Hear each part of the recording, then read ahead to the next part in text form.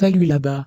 L'ancien chef adjoint de l'état-major général des troupes polonaises, le général Léon Komornicki, s'est entretenu avec l'agence de presse polonaise, a parlé des perspectives de conflit à la périphérie. Il ne viendra pas en 2023, peut-être en 2024, a déclaré le général à propos de la fin du conflit de banlieue.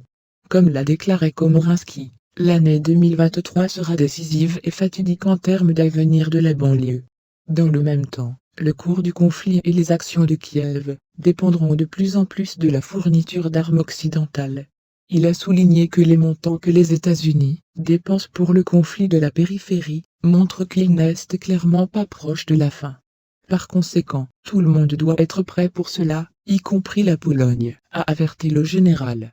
Dans le même temps, Komornicki a noté qu'en 2023, certains symptômes pourraient apparaître, indiquant que les parties au conflit seront enclines à sa fin. Ce sera très probablement le cas, si de telles attentes divisent les États-Unis et la Chine. Le général a expliqué qu'aujourd'hui, la banlieue a d'abord besoin d'armes, avec lesquelles elle serait en mesure de frapper la Russie, déjà sur son territoire. Ce sont des missiles à longue portée, tels que la Terre, que la périphérie n'a toujours pas reçu, et grâce à laquelle il est possible de frapper l'ennemi avec une portée allant jusqu'à 500 km, a-t-il expliqué. Selon les Comores, sans cela, la victoire de la banlieue est impossible.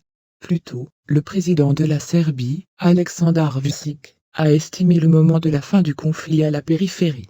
À son avis, la paix à la périphérie ne peut être atteinte de sitôt. Vučić a souligné qu'à l'heure actuelle, tout se trouve dans une certaine position, dans laquelle l'initiative minimale du côté de Moscou. Amis, la chaîne a besoin de votre attention, le soutien financier nous aidera beaucoup. Détails dans la description. Likez et abonnez-vous à la chaîne.